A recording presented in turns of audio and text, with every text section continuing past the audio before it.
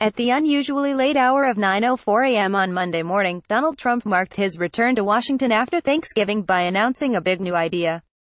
There should be a contest, he tweeted, to determine which media outlet should be awarded the fake news trophy for being most dishonest, corrupt and/or distorted in its political coverage.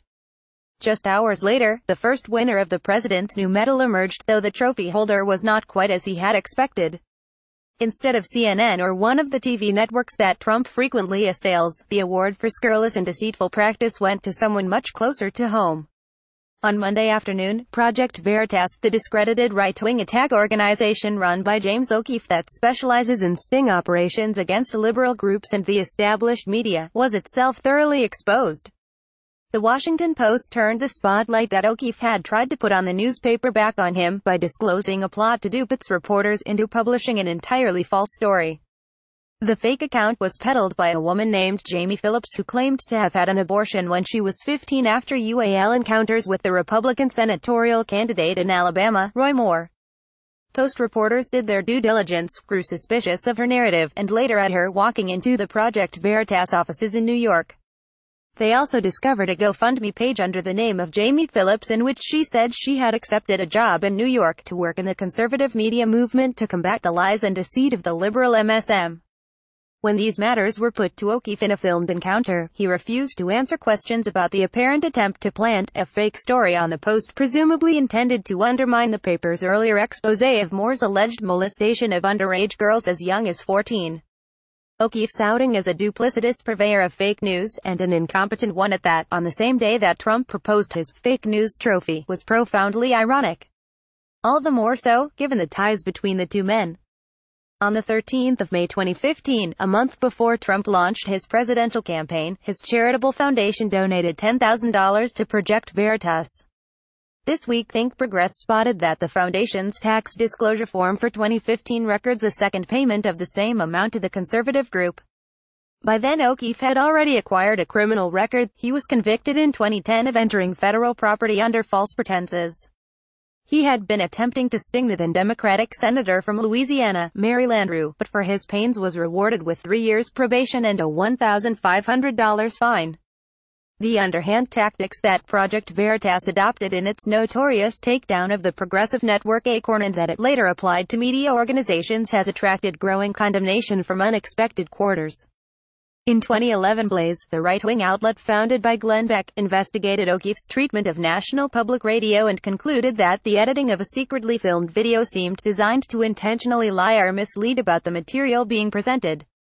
But that didn't stop Trump donating $20,000 to the group 4 years later. Nor did it prevent the then Republican presidential nominee from citing a Project Veritas video at his final debate with Hillary Clinton in October 2016, claiming it proved that Clinton and Barack Obama had hired thugs to cause violence at his campaign rallies. Donald Trump cited a Project Veritas video in his final presidential debate with Hillary Clinton in Las Vegas in October 2016. Photographed Jim Urquhart Reuters. As if to underline the strength of the links, Trump invited O'Keefe to be one of his surprise guests at the televising of the debate. It may merely be a coincidence, but following Trump's victory at the polls and his arrival in the White House, his arch supporter, the conservative radio host Bill Mitchell, came up with his own ways to trip up serious newspapers.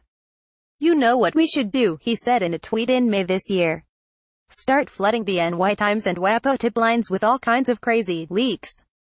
Then laugh when they print them."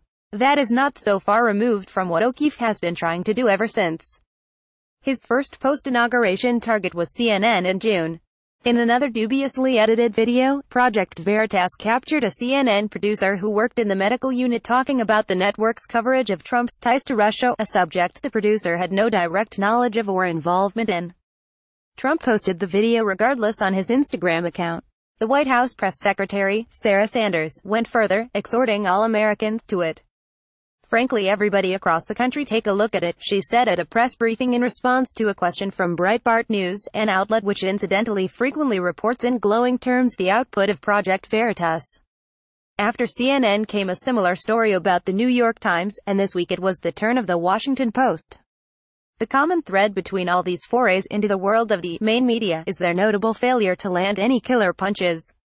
In response to the Post's exposé of Project Veritas' dishonesty, the group released on Tuesday what it claimed was a major investigation into the newspaper's lies and biases. The worst it could point to was candid camera footage of a Post reporter wondering whether the paper had devoted too much effort to reporting Hurricane Irma, commenting on how opinionated its opinion pages were, and making the uncontroversial claim that the Wall Street Journal was very conservative. The self-inflicted bloody nose suffered by O'Keefe this week may not amount to a turning point in the war over fake news, but it was at least a moment. As Tom Fiedler, dean of Boston University's College of Communication and a former Miami Herald journalist, put it, this was an opportunity for people who believe in the role of the media, who think there's a difference between truth and truthiness, as Stephen Colbert calls it, to pump a fist in the air and say, take that.